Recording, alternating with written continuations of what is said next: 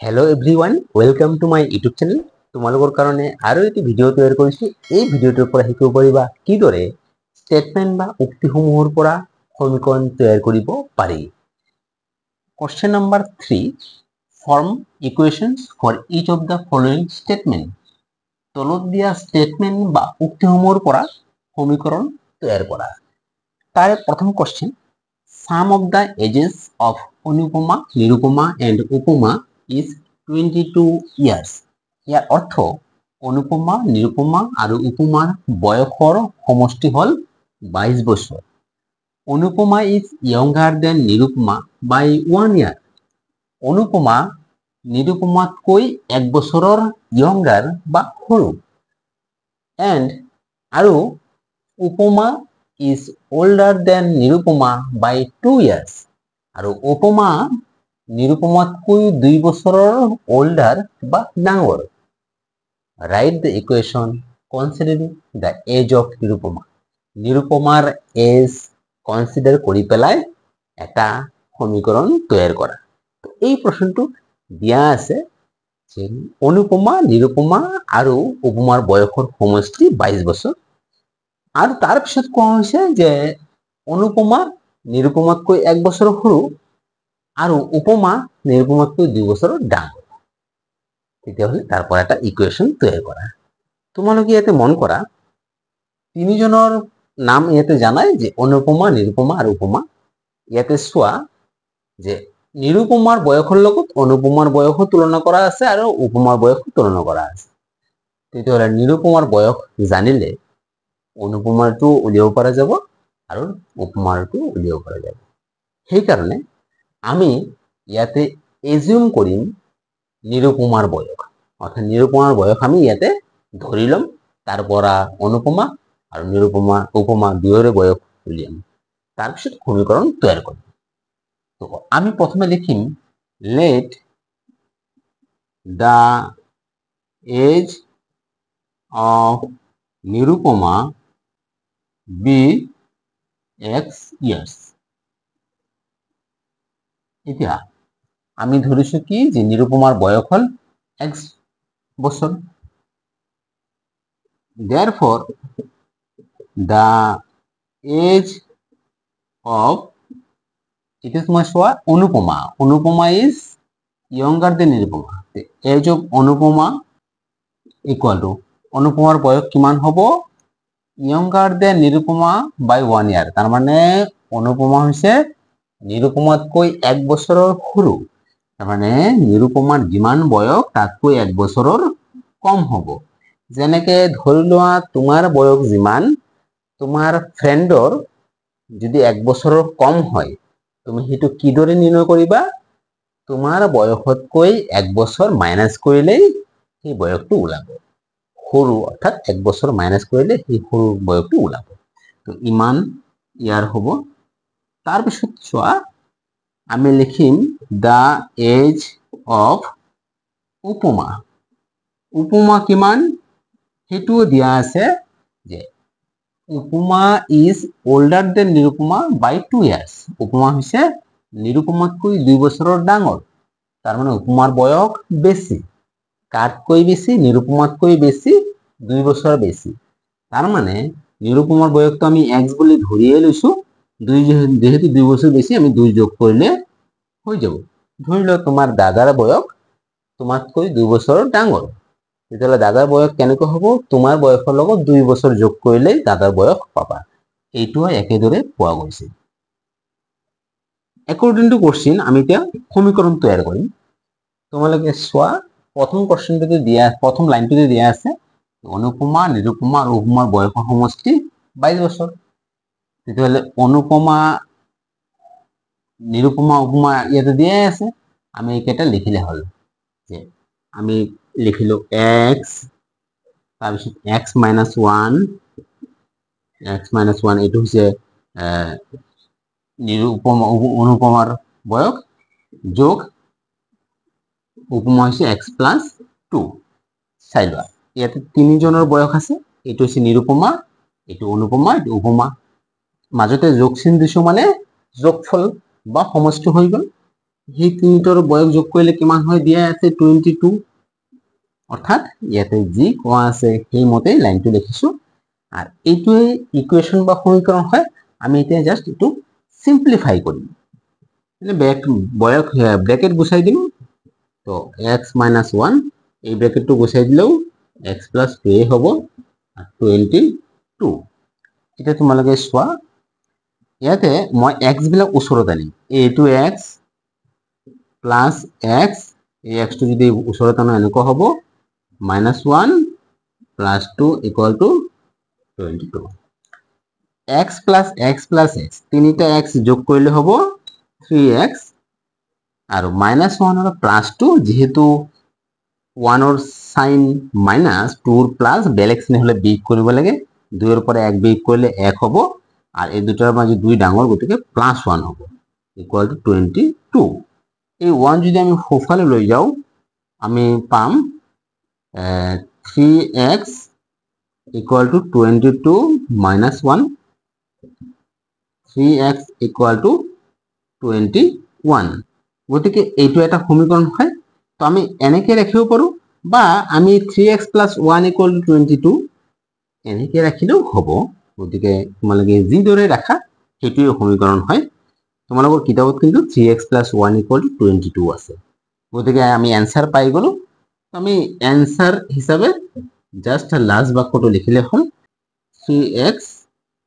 মই কিতাপটো বাৰু লিখিলো 3x plus 1 equal to 22 যদি তোমালোকে কিবা কাৰণে এইটো লাইন লিখা বা এইটো লাইন লিখা সেইটো কিন্তু কারেক্ট হ'ব 2 number age of Anjan's grandfather is 72 years অঞ্জনৰ ককাকৰ বয়স হ'ল 72 বছৰ age of grandfather is 2 years more than 7 times of the age of Anjan ইয়াৰ অৰ্থ গ্ৰেণ্ডফাদাৰৰ বা ককাকৰ বয়স অঞ্জনৰ বয়সৰ 7 গুণতকৈ 2 বছৰ বেছি এই প্ৰশ্নটোত চোৱা অঞ্জনৰ গ্ৰেণ্ডফাদাৰৰ বয়স 72 ইয়াৰ্স দিয়া আছে আকৌ কৈছে যে অঞ্জনৰ গ্ৰেণ্ডফাদাৰৰ বয়স অঞ্জনৰ বয়সৰ 7 গুণতকৈ 2 বেছি তেতিয়াহ'লে এই যে স্টেটমেন্টটো আছে ইয়াৰ পৰা আমি এতিয়া সমীকৰণ তৈয়াৰ কৰিব লাগিব এতিয়া তোমালোকে চোৱা যদি আমি অঞ্জনৰ বয়সটো জানো তেতিয়াহ'লে গ্ৰেণ্ডফাদাৰৰ বয়স এই শেষৰ বাক্যটোৰ পৰা উলিয়াব পৰা যাব কাৰণ যেহেতু অঞ্জনৰ বয়সৰ 7 গুণতকৈ 2 বছৰ বেছি হৈছে গ্ৰেণ্ডফাদাৰ তেতিয়াহ'লে আমি ইয়াতে অঞ্জনৰ বয়সটো এজিউম কৰিম সেইকাৰণে লিখিম let the age of Anjan be x years তাৰপিছত age of grandfather equal to grandfather বয়স দিয়া আছে 72 years again age of grandfather আকৌ গ্ৰেণ্ডফাদাৰৰ বয়স কিমান চাই লোৱা এই যে পিছৰ বাক্যটো আছে তাৰ পৰা আমি গ্ৰেণ্ডফাদাৰৰ বয়স আকৌ উলিয়াই লওঁ তাতে কি লিখা আছে age of grandfather is 2 years more than 7 times of the age of Anjan অঞ্জনৰ বয়সৰ 7 times অঞ্জনৰ বয়সৰ 7 টাইম মানে 7 into x কাৰণ অঞ্জনৰ বয়স x আৰু তাৰ 7 টাইমছ মানে 7 গুণ গতিকে অঞ্জনৰ বয়সৰ লগত 7 পূৰণ কৰিলে যি পোৱা যায় সেইটো হৈছে 7 টাইমছ তো 7 আৰু x পূৰণ কৰিলে একচুয়ালি 7x হৈছে তাতকৈ 2 বছৰ বেছি তাৰ লগত 2 যোগ কৰিলে হয় ইমান ইয়াত চাইলা এইটো মই আকৌ কৈছো ধৰি লোৱা তোমাৰ বয়স এটা সৰু বেবিতকৈ 7 গুণতকৈ 2 বেছি এটা সৰু বেবিতকৈ তোমাৰ বয়স 7 গুণতকৈ 2 বেছি তেতিয়াহ'লে তুমি কেনেকৈ পাবা বেবিৰ বয়সৰ লগত 7 পূৰণ কৰিবা আৰু 2 যোগ কৰিবা এইটো একে অঞ্জনৰ বয়সৰ লগত 7 পূৰণ কৰা হৈছে আৰু সেই পূৰণফলৰ লগত 2 যোগ কৰা হৈছে, সেইটো হৈছে গ্ৰেণ্ডফাদাৰৰ বয়স। এতিয়া আমি সমীকৰণ তৈয়াৰ কৰিম একৰ্ডিং টু কোৱেশ্চন। চাই লোৱা, ইয়াতে দিয়া আছে যে গ্ৰেণ্ডফাদাৰৰ বয়স 72। আকৌ আমি গ্ৰেণ্ডফাদাৰৰ বয়স উলিয়াইছো, তেতিয়াহ'লে এইটো গ্ৰেণ্ডফাদাৰৰ বয়স, এইটো গ্ৰেণ্ডফাদাৰৰ বয়স, গতিকে এই দুটা একে হয়। আমি লিখিম 7x + 2 = 72। এইটো গ্ৰেণ্ডফাদাৰৰ বয়স, এইটো গ্ৰেণ্ডফাদাৰৰ বয়স, সেইকাৰণে দুটা ইকুয়াল। আৰ এইটোৱে ইকুৱেশ্যনটো সমীকৰণ হয়। গতিকে আমি এনসার হিসাবে লিখিম answer 7x + 2 = 72। Question number 3, perimeter of A square is 32 centimetre. এর অর্থ এটা বৰ্গৰ পেৰিমিটাৰ বা পৰিসীমা হল 32 সেন্টিমিটাৰ। এতিয়া ইয়াৰ পৰা আমি এটা ইকুৱেশ্যন তৈয়াৰ কৰিব লাগিব। বৰ্গ কেনেকুৱা হয় তোমালোকে নিশ্চয় জানা, মই ইয়াতে আঁকি দেখুৱাইছো। বৰ্গ বহুতখিনি এই ধৰণৰ হয়, যাৰ 4 সাইডস ইকুয়াল হয়, চাৰিওডাল বাহু ইকুয়াল হয় আৰু প্ৰতিটো কোণ 90 ডিগ্ৰী হয়। এতিয়া ইয়াৰ পৰিসীমা বা পেৰিমিটাৰ, তোমালোকে পৰিসীমা বা পেৰিমিটাৰ জানা নিশ্চয়। পেৰিমিটাৰ বা পৰিসীমা হৈছে চাৰিওফালৰ বাউণ্ডাৰী। যেনে তোমালোকৰ ঘৰৰ চাৰিওফালৰ যিটো বাউণ্ডাৰী, সেইটো হৈছে তোমালোকৰ ঘৰৰ পৰিসীমা। ইয়াতে বৰ্গৰ পৰিসীমাও চাৰিওফালৰ বাউণ্ডাৰী। অৰ্থাৎ সেই পৰিসীমা কেনেকৈ পোৱা যাব, আমি যদি গোটেই কেইটা বাহু যোগ কৰো তেতিয়া পেৰিমিটাৰ পাম, আৰু বৰ্গৰ গোটেই কেইটা বাহু সমান, সেইকাৰণে গোটেই কেইটা বাহু যোগ কৰা আৰু প্ৰতিটো বাহুক মানে এটা বাহুৰ জোখক 4 দি পূৰণ কৰা একে কথাই হয়। সেইকাৰণে কিন্তু এই বৰ্গৰ পৰিসীমাৰ সূত্ৰ হৈছে 4 × সাইড। এইটো তোমালোকে জানা। এতিয়া এই সূত্ৰটো আমি ইয়াতে ব্যৱহাৰ কৰিম। মই এটা আকৌ লিখিম এইটো। গতিকে আমি এখিনি গম পালো যে পেৰিমিটাৰ কেতিয়া জানিম, যদি আমি বৰ্গৰ বাহুৰ যোগ জানিম। সেইকাৰণে আমি প্ৰথমে কি লিখিম, এই বৰ্গটো সাইড আমি এজিউম কৰি লম। Let the side of the square be x centimetre. x centimetre বলল। অ্যাকৰ্ডিং টু কোশ্চেন, প্ৰশ্ন অনুসৰি এতিয়া তোমালোকে চোৱা, আমি বাহু কিমান লৈছো, এইটো x লৈছো, এইটো x, এইটো x, কাৰণ গোটেই কেইটা বাহুৱে সমান। এতিয়া এনে ধৰণৰ x সেন্টিমিটাৰ জোখৰ বৰ্গৰ পেৰিমিটাৰ কি হ'ব, তো আমি জানো যে পেরিমিটার অফ স্কোয়ার, আগতে লিখি লও, perimeter of square equal to 4 × side. এইটো কিন্তু সূত্র হয়, তোমালোকে এইটো মুখস্থ কৰি ৰাখিবা, মনত ৰাখিবা। এতিয়া perimeter of square equal to 4 × side, 4 × side, side আছে x, গতিকে আমি 4 × x লিখিব লাগিব। 4 × x মানে কি, 4x, পূৰণ চিহ্নটো নিদিলে x এ বুজায়। আৰু পেৰিমিটাৰ অফ স্কোয়াৰ কিমান দিয়া আছে, 32। গতিকে এই পেৰিমিটাৰ স্কোয়াৰৰ জায়গাত লিখিম 32। গতিকে 4x = 32, বা আমি এইটো এইদৰে লিখিব পাৰো, 4x বাওঁফালে আৰু 32 সোঁফালে, মানে সম্পূৰ্ণ বাও সাইড আৰু সোঁ সাইড আমি এনেকৈ ওলটাই দিব পাৰো। গতিকে 4 = 32, এইটোৱে হৈছে এই স্টেটমেন্টটোৰ ইকুৱেশ্যন বা সমীকৰণ। এইখিনি তোমালোকক কৈ দিছো যে 4x = 32 আমি পাইছো ইকুৱেশ্যন, আৰু আমি পেৰিমিটাৰ পাইছো 4x। তোমালোকে এতিয়া চোৱা, যদি আমি বাহুকেইটা যোগ কৰো তেতিয়াও কিন্তু আমি 4x পাম।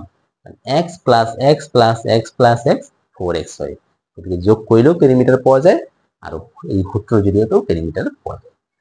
4 number, Roman's father bought potato at the rate of ₹20 per kg and onion at the rate of ₹10 per kg।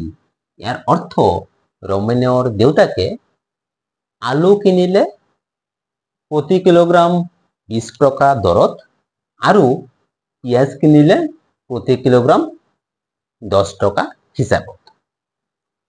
He paid to the shopkeeper ₹50 after buying 1 kg less onion than potato. তেওঁ আলুতকৈ 1 KG পিঁয়াজ কম কিনাৰ পিছত তেওঁ দোকানীগৰাকীক 50 টকা দিলে। এই যে statement বা উক্তিটো আছে ইয়াৰ পৰা আমি সমীকৰণ তৈয়াৰ কৰিব লাগে। তোমালোকে এই প্ৰশ্নটোলৈ আকৌ মন কৰা, ইয়াতে কৈছে ৰমেনৰ দেউতাকে তেওঁ 20 টকা হিচাপত আলু কিনিলে প্ৰতি কিলোগ্ৰাম আৰু 10 টকা কিলো হিচাপে তেওঁ পিঁয়াজ কিনিলে। আৰু ইয়াতে কৈ দিয়া আছে তেওঁ পিঁয়াজ কিনিছে আলুতকৈ 1 কেজি কম, তাৰমানে আলু যিমানে কিনিছে তাতকৈ 1 কেজি কম পিঁয়াজ কিনিছে আৰু তেওঁ দোকানীগৰাকীক মুঠ 50 টকা দিছে। তেতিয়াহ'লে আমি তাৰ পৰা এটা সমীকৰণ তৈয়াৰ কৰিব লাগে। এতিয়া ইয়াতে চোৱা তুলনাটো কি দিয়া আছে এইখিনিৰ পৰা গম পাওঁ। After buying 1 KG less onion then potato, তাৰ মানে পটেটো বা আলুতকৈ তেওঁ 1 কেজি কম পিঁয়াজ কিনিছে। তো আমি এই যে সম্পৰ্কটো বা ৰিলেশ্যনটো দিয়া আছে ইয়াৰ পৰাই আমি ইকুৱেশ্যন তৈয়াৰ কৰিম। তো আমি প্ৰথমে কি লিখিম, ইয়াতে পটেটো লিখিম, কাৰণ পটেটো পৰাই আমি অনিয়নটো উলিয়াব পাৰিম। সেইকাৰণে লিখিম let the quantity of potato be x KG, তার মানে পটেটোর পরিমাণ হচ্ছে x KG. therefore the quantity of onion কিমান হ'ব, অনিয়ন হ'ব লিখি দিছে যে পটেটোতকৈ 1 কেজি লেস, লেস মানে মাইনাস হ'ব, গতিকে পটেটো হৈছে x, তাৰ পৰা 1 মাইনাস কৰা মানে x 1 কেজি লেস হয়। এতিয়া আমি এই ইকুয়েশন তৈয়াৰ কৰাৰ আগত আৰু কিছুমান লিখিম। Price of potato, price of potato, price of potato কেনেকৈ হ'ব চাই লওঁ। তেওঁ পটেটোৰ দাম কিমান 20 কেজি 20 টকা প্ৰতি কিলোগ্ৰাম, 1 কিলোগ্ৰামৰ দাম 20 টকা, যদি 2 কিলোগ্ৰাম হয় 20 লগত 2 পূৰণ হ'ব 40 টকা হ'ব, যদি 3 কিলোগ্ৰাম হয় 20 লগত 3 পূৰণ হ'ব, 3 20 গুণ 60 হ'ব। তাৰ মানে যেহেতু 1 কেজিৰ দাম 20 টকা, তো তেওঁ যিমান কেজি কিনিছে তাৰ লগত পূৰণ কৰিলে সেই পটেটোৰ দাম পোৱা যাব। তো আমি পটেটো কিমান কিনা বুলি ধৰিছো x কেজি, 1 কেজিৰ দাম 20 টকা, x কেজিৰ দাম কিমান হ'ব 20 লগত x পূৰণ হ'ব অৰ্থাৎ 20x হ'ব। এতিয়া price of onion, price of onion এইটো একে, এইটো কেনেকৈ হ'ব একে হিচাপ। অনিয়নৰ দাম দিয়া আছে যে 10 টকা পার কেজি, মানে প্রতি কিলোগ্রাম 10 টাকা, অর্থাৎ 1 কিলোগ্রাম 10 টাকা হলে 3 কিলোগ্রামের দাম কিমান হ'ব 10 3 পূরণ করলে 30 পাওয়া যায়, 30 কেজি 30 টাকা হ'ব। যদি তেওঁ 4 কেজি কিনিছে তেতিয়াহ'লে 10 লগত 4 পূরণ করলে 40 টাকা হ'ব। অর্থাৎ আমি গম পালো যে প্রতি কিলোগ্রাম পিঁয়াজের দাম যিমান তার লগত মোট কিমান কিলোগ্রাম কিনিছে সেই দুটা পূরণ করলে পিঁয়াজের দামটো পোৱা যাব। তো 1 কিলোগ্রাম পেঁয়াজের দাম 10 টাকা আর তেও পেঁয়াজ কিনিছে x - 1 কেজি, গতিকে এটার লগত এটা পূরণ হব। আমি 10 পূরণ x - 1 লিখিব পারো, বা আমি এই পূরণ চিহ্নটো নিদিলেও হয়, কারণ পূরণ নিদিলেও পূরণে বুঝায়, গতিকে x - 1 রুপিস। এতিয়া পটেটো তেও যিমান টাকাত কিনিছে আৰু অনিয়ন যিমান টাকাত কিনিছে এই দুটা যোগ কৰিলে মোট টাকা হ'ব, আর তেও মোট কিমান টাকা দোকানীক দিছে 50 টাকা। অ্যাকর্ডিং টু কোশ্চেন আমি কি লিখিম, আলু কিনিছে তেও কিমান টাকার 20x আৰু পিঁয়াজ কিনিছে ইমান টাকাৰ 10 × x - 1। এই দুটা আলুৰ দাম আৰু পিঁয়াজেৰ দাম লগ কৰি যিমান হয় সিমান তেও দোকানীক দিছে, আৰু দোকানীক তেও কিমান দিছে 50। অৰ্থাৎ এইটোৱে হৈছে এই স্টেটমেন্টৰ equation.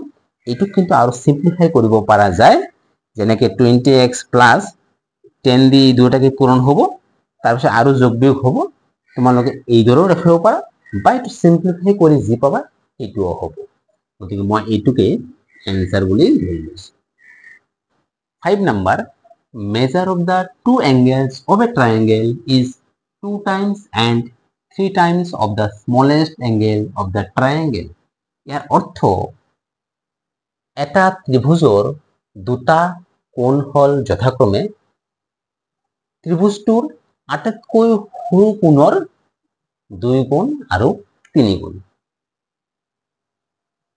sum of the three angles of the triangle is 180 degree আৰু ত্ৰিভুজটোৰ তিনিটা কোণৰ সমষ্টি হৈছে 180 ডিগ্ৰী অৰ্থাৎ এই প্ৰশ্নটোত কোৱা আছে যে ত্ৰিভুজটোৰ আটাইতকৈ যেটো সৰু কোণ সেই সৰু কোণৰ 2 গুণ হৈছে এটা কোণ আৰু 3 গুণ আৰু এটা কোণ আৰু ত্ৰিভুজটোৰ তিনিটা কোণৰ সমষ্টি 180 ডিগ্ৰী ইয়াৰ পৰা আমি ইকুৱেশ্যন তৈয়াৰ কৰিব লাগে তো আমি এটো কি কৰিম যেহেতু আমি গম পাইছো যে আটাইতকৈ যেটো সৰু কোণ তারপর আমি বাকি দুটা কোণ উলিয়াব পারিম এটা হচ্ছে 2 গুণ আর এটা হচ্ছে 3 গুণ গতিকে আমি স্মলেস্ট অ্যাঙ্গেলটো যদি এজিউম কৰো বাকি দুটা আমি তাৰপৰেই ফাইন্ড কৰিব পাৰি সেই কাৰণে আমি লিখিম let the smallest angle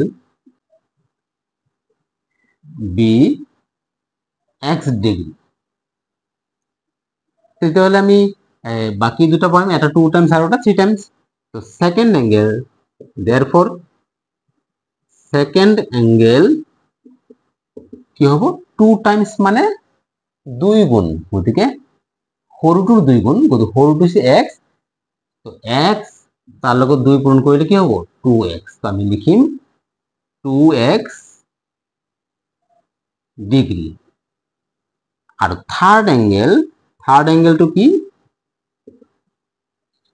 3 Times মানে 3 গুণ তো অৰ্থাৎ সৰুটোৰ লগত 3 পূৰণ হ'ব 3 into x মানে 3x degree according to question ইয়াতে দিয়া আছে যে sum of the three angles of the triangle is 180 degree অর্থাৎ ট্ৰায়াঙ্গেলটোৰ তিনিটা কোণৰ সমষ্টি 180 ডিগ্ৰী তো আমি যদি এই তিনিটা কোণ যোগ কৰো 180 পাম গতিকে x plus twice x plus thrice x equal to 180 degree আর এইটো হল ইয়াৰ आंसर এটা যদি তোমালোকে এইকেইটা যোগ কৰা তেতিয়ালে কি পাবা x plus 2x plus 3x 6x equal to 180 degree হিটোও সমীকৰণ হ'ব এনেকৈ ৰাখিলেও হ'ব ডিয়াৰ ষ্টুডেন্টস গণিতবোৰ বুজি পাইছা না নাই কমেন্ট কৰি জনাবা যদি ভিডিওটো ভাল লাগিছে লাইক কৰিবা বন্ধু বান্ধৱীৰ লগত শেয়াৰ কৰিবা থ্যাংক ইউ